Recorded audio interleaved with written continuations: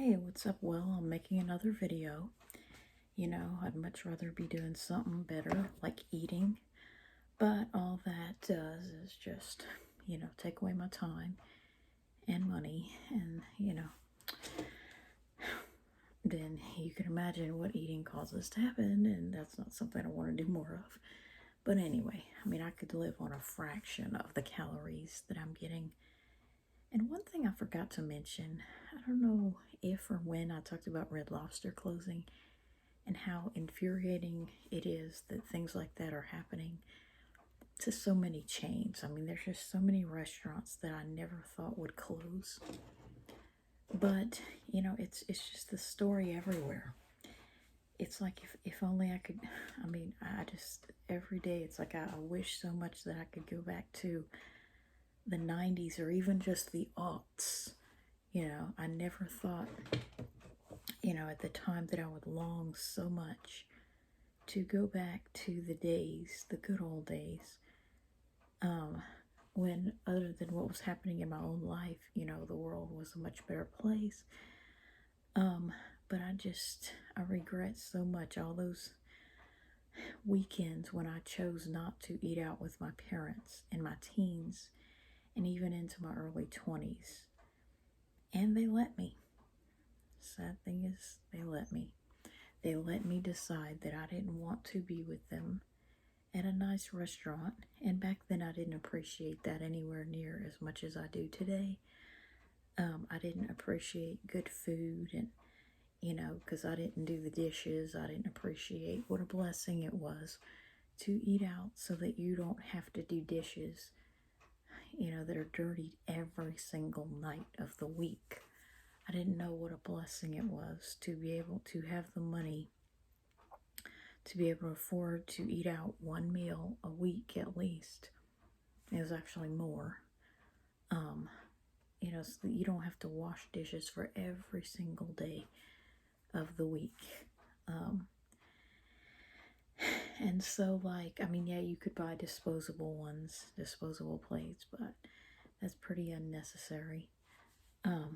So, yeah, I forgot to mention that Red Lobster closing brings back a memory that I hadn't forgotten, but it's so good that a lot of these colds, I keep going back to that.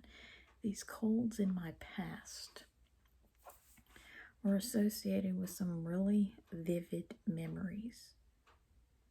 And it's like I could not forget them.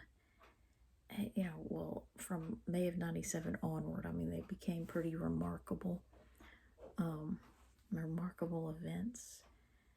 But even before that, I remember the ones in the years leading up to that, maybe for 2 years leading up to that, because I can often remember the day when I felt the worst.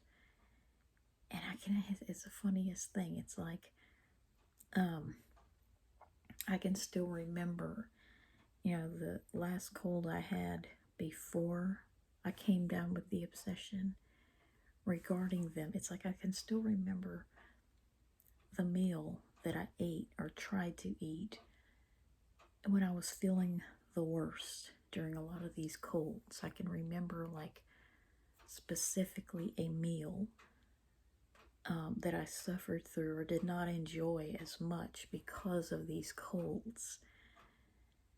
And I can remember the one on Martin Luther King Day in 97, and how, my mom, she just really makes me mad. It's like, she would tell me to do this, that, and the other so I wouldn't get sick. Okay? I always thought they were caused by cold weather. And since I was pretty good about wearing a jacket, unlike my sister, didn't have to harp on me too much with that, because I naturally wanted to cover my boobs once I started to develop them at age 10. And so, a jacket, if I could be wearing a jacket right now, I would probably do it. I would wear a jacket in August or even May, based on the fact that the air conditioner made it a little bit chilly at school, and I would wear long pants from August through May because it gave me a perfect excuse not to shave my legs. I didn't want to shave my legs, and so I could hide the hair with a pair of blue jeans or dress slacks, and it was all one and the same, as if I didn't shave, as if I just didn't have to shave my legs. You know what I'm saying? As if the hair didn't grow like it unfortunately does. I've always been a hirsute girl. So basically, she never had to tell me to bundle up so that I wouldn't get a cold. But, when I would inevitably get them anyway, since they're not caused by that, I would get sick, and she would always kind of downplay my symptoms, and say, oh, well, I don't shut down the minute I get a sniffle, so, and she would act like I was being a baby, which kind of led to me not really complaining about it, because if I did, she would often force me to miss school by, turning off my alarm clock and not waking me up in time for school. And so I'd end up with absences that I didn't need to have if I complained too much about these colds. So I really didn't complain because I was either called a baby and or kept home from school when I didn't want to get behind. So Martin Luther King Day 97. Would have probably missed that day had it not been a day off. But rather than let me, she really lacked compassion. She was a stay-at-home mom, but she really wasn't the most compassionate woman in the world. It could never see things from other people's perspective, always hers. She was all that really mattered. And so in January of 97, I wanted to be left home alone on that Martin Luther King Day when I had a 3-day weekend because I did not feel well. And,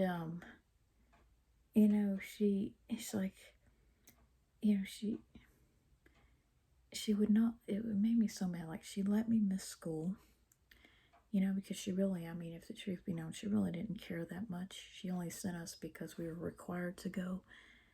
But if she could have gotten away with just saying she homeschooled us and not having us officially tested, she would have probably done that, and I wish she would have. But she didn't really care that much about my perfect attendance. But when it was something that she wanted me to do, like a piano recital or piano this, piano that, if it was something she valued, then she did not care how sick I was.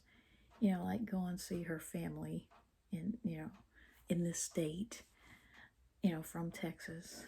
She was going to make me do that, sick or not. She might postpone the trip one day, but we were still going to go whether or not I was sick. And so she wanted to go to Red Lobster on Martin Luther King weekend. I think it was Monday. And I was feeling really bad. That's why no one can gaslight me and say, oh, it might have been allergies. No, it wasn't allergies. And in January, that's stupid. So I can remember going to Red Lobster that night and not being able to finish my meal, because I felt so bad. And I felt chilled to the bone, between the cold weather and the fever. And she basically forced me to, just go with her to not only Red Lobster, her and the whole family, and then Walmart. We went shopping, and then the next day I went to school because it was already a short week. And, I was just feeling bad the whole week, gradually got over it. But then in May of 97, I can remember, I want to say the day that I missed, I think my dad went and got something from out to eat, like McDonald's or Burger King, can't remember which, and I couldn't hardly taste it.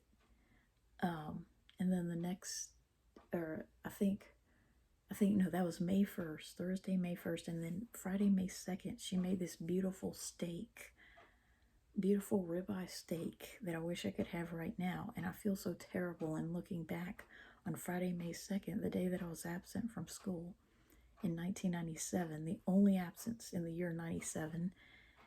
And I feel terrible because I wasted half of that steak. Like, I couldn't taste anything. And I was just not hungry anymore. And I was so mad at her for making me a steak when I was in a mood for some soup. But she just wouldn't have that, because if she didn't want to make special accommodations for me, she wanted to have a steak night and I was sick, well, that was just too bad. Or tough something, as she would put it. Whatever I wanted to eat didn't really matter that much to her if she had other plans. And so, she let me miss school, and I think she may have fixed me some ravioli for lunch or something. But she just wasn't really the kind of mom to totally, like, rewrite her schedule to accommodate me being sick if she didn't want to.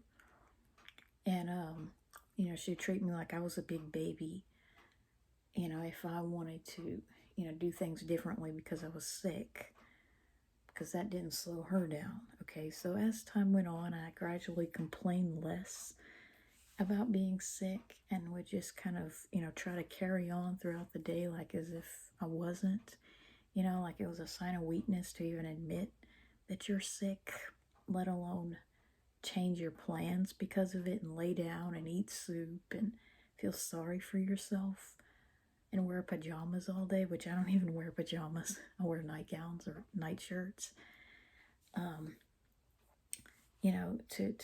To be in your night clothes all day and eat soup and feel sorry for yourself was just a sign of weakness. And that's where this idea that they were just allergies kind of came from, because I would often not complain about them during the stage, of feeling bad and having a sore throat and even a fever. Like, they may not even know when I had a fever, because that's how little I complained. So by the time they even realized I was sick, it was all one and the same as if it was allergies, because that's the symptoms that I was left with. So anyway, I want to talk about some more dolls again. Always ends with dolls. I was able to hunt down these dolls, okay?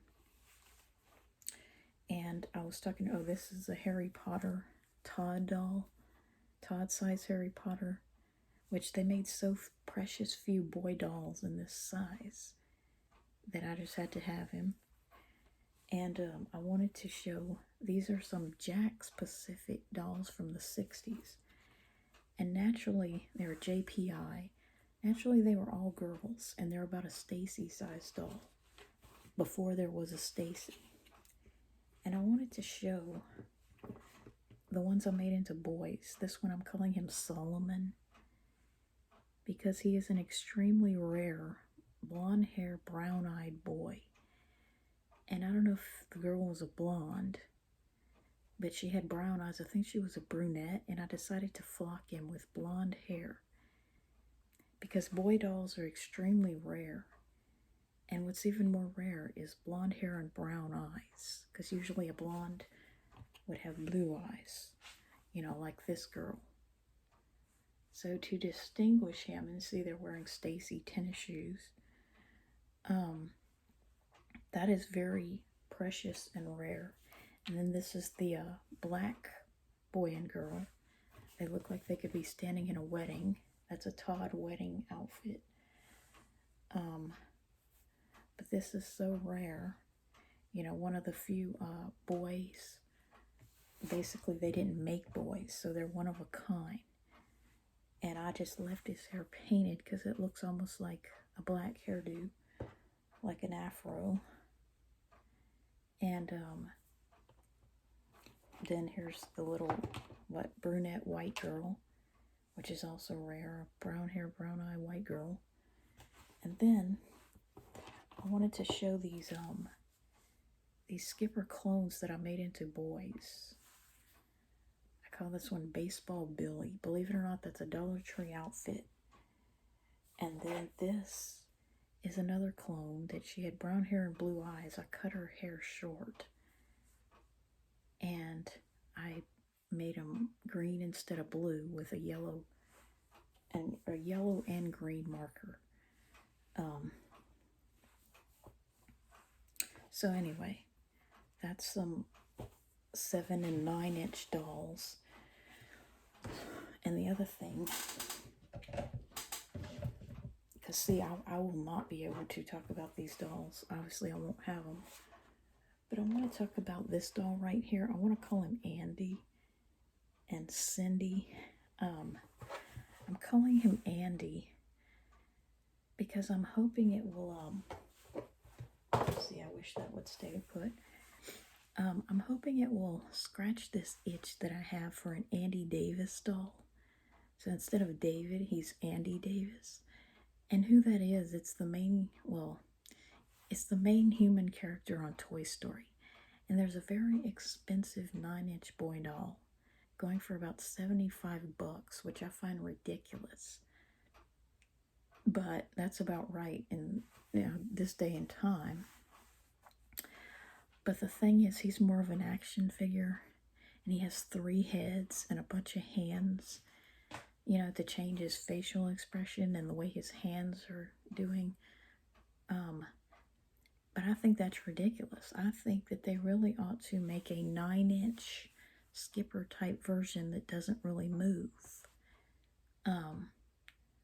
But it's just ridiculous what some dolls go for, especially if they're rare and they're marketed at boys, which they never should be. I mean, really, nobody's gonna buy their son a doll.